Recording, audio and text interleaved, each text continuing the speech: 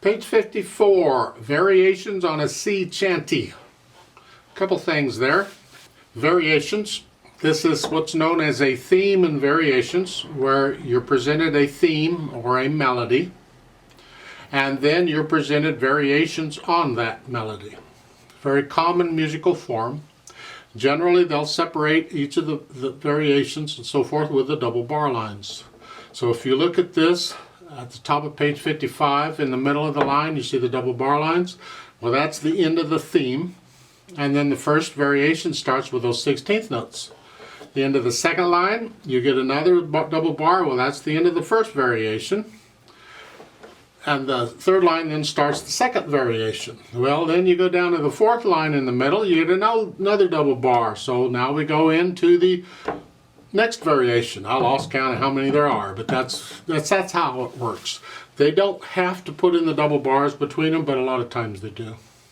So when you go to learn something like this, you just take it a piece at a time. First, learn the theme, then learn the next variation, or whatever, and take each thing at once. You don't take the whole thing in one big chunk. That's a bit much. Unless this is fairly easy for you to play, I would suggest you split it up. You know, a week maybe on the theme, and then a week on the one variation, and a week on another variation, and another week on another variation. Or I don't know that it has to be a week, but it's up to you. And learn it that way. Now at the top of page 54, they're introducing you to the key of C minor. I've already encouraged you on another video to do the scale for C minor, because it's the relative scale to, minor scale to E flat major. We've been in E flat major, C minor. You do both scales. And just as well do the arpeggios too. Just at least one octave up and down. Just learn them. Get them under your fingers. Get an idea what they feel like and what notes are involved. I explain it all in those videos. Have a ball looking at those. Now understand that in this channel, all the scales are in one playlist. So you go to that playlist. You can bookmark that playlist if you have to, and you can find the scale you need. And then the arpeggios are in another playlist, and you can bookmark that playlist and find the arpeggios you need or whatever you need for it. Now, 2/4 time, we're going to go super slow here. At the theme, 1 E and a 2 E and a. And for the second measure, I recommend a 3/5. That way you're in position for the 2/4.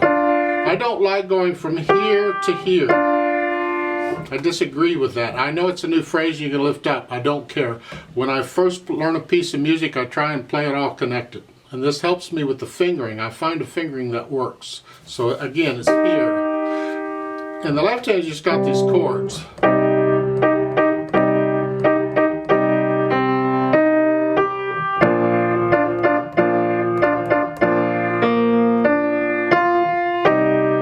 The last measure on page 54, you're coming off of a 4. I recommend you do the first one with 3/5 and then 2/4.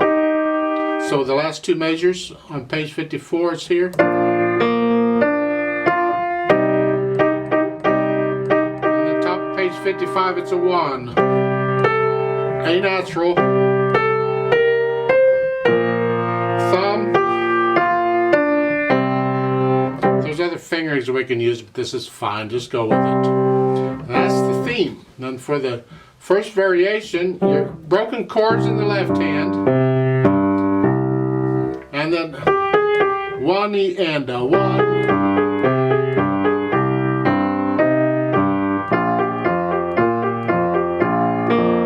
Now, second line, second measure. I don't like this. I don't like this. Ugh. So I'm going to recommend fingering thumb again on the F. So 1, 2, 1. I'm not crazy about that either, but I'll do that before I'll do what they're suggesting in the book. So it's you're here, here, and then you're ready to go on. So the second line again, you're here.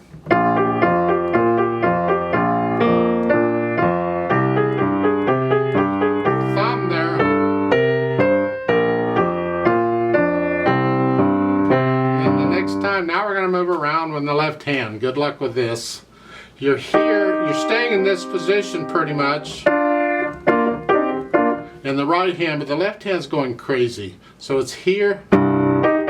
It's the same notes, different octave. And then treble clef. Cute, huh? And then bass clef. Treble clef. Oh boy. Bass clef. Treble clef. Now the right hand has to move. And your hands are going gobbledygook, so you can figure that out here. And the fourth line down, you're here.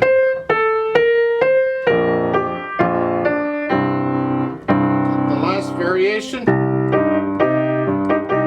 And again, the last measure of that is 3/5. So you're in position for the 4/2.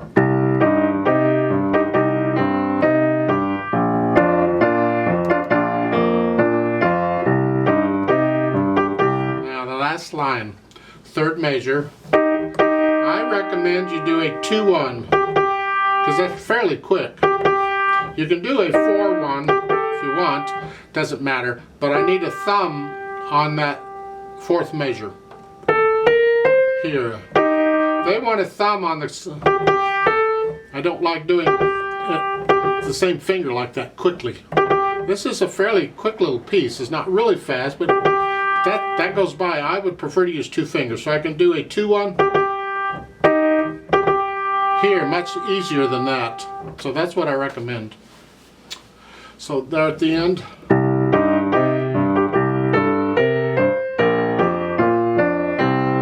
And that is an E flat there on the hand. I mean, you can count it down. It's 1, 2, 3. It's below the 3rd ledger line. Well, 1 ledger line, 2 ledger line, 3 ledger line. Below it is an E, which is an E flat in this case. How you finger it is up to you. I do that, but you can do whatever. Articulation-wise, it's fairly connected.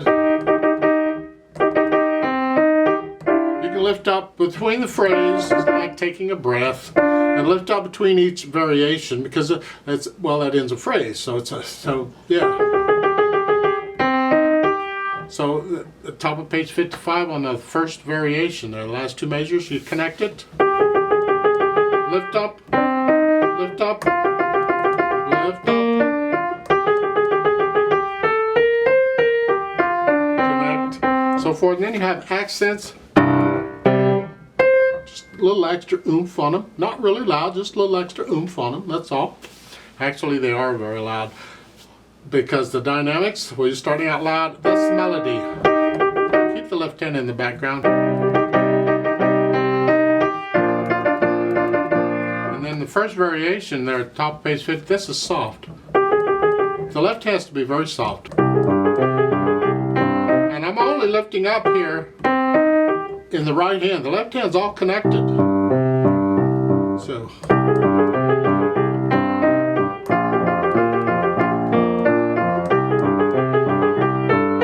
So forth. 3rd line down, accents and very loud.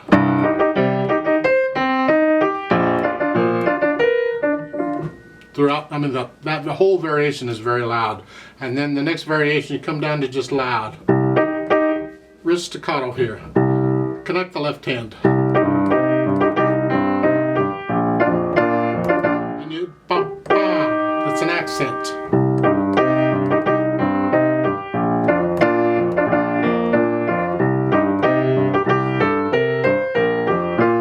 A molto retard there at the end means slow down a lot. Molto means a whole lot. So it's, and then get a little softer. You come down to about a moderately loud. It just, you don't have to get real soft. Just speed wise, well, moderately quick, or it's the fast part of the middle, however you want to look at it. How fast can you play these? Accurately and under control, and that 3rd line on page 55, how fast is it?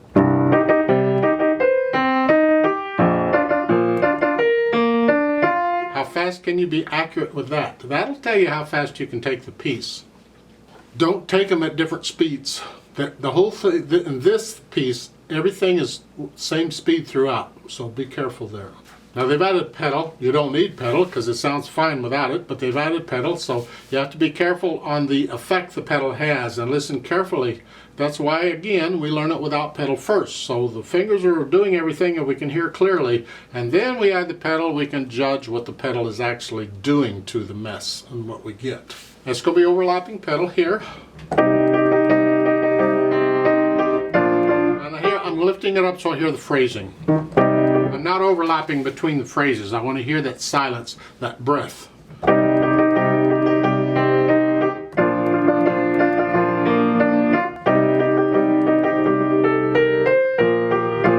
You get to the top of page 55 here. I think that's mushy. I don't like that at all.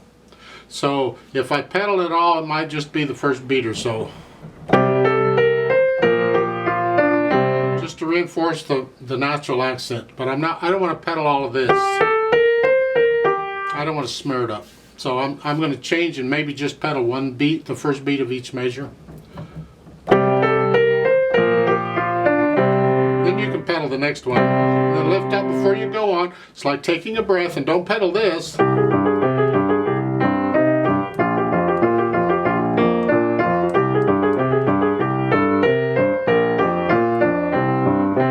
third line, you're going to pedal this mess like 2 measures at a time. Again, I would prefer to hear a little silence between it's like the phrase. Just a little bit between. Instead of overlapping, I'd do it that way.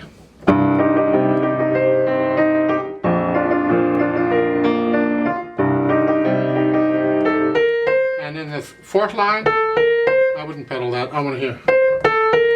Here. And if I pedal this, second measure, I'm going to change it with each beat.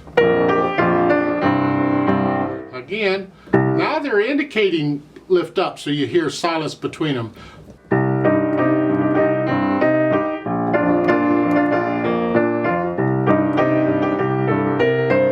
At the end, when you start slowing down, people have more time to hear the smearing, the blurriness. So you have to be careful on that. I would not pedal those last 3 measures like this. If I pedal it the way they're showing, it sounds like this.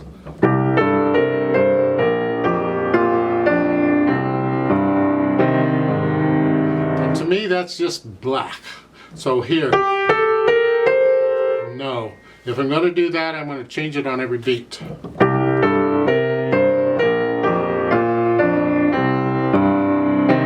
last measure you can hold down, but otherwise I'd change it on each beat.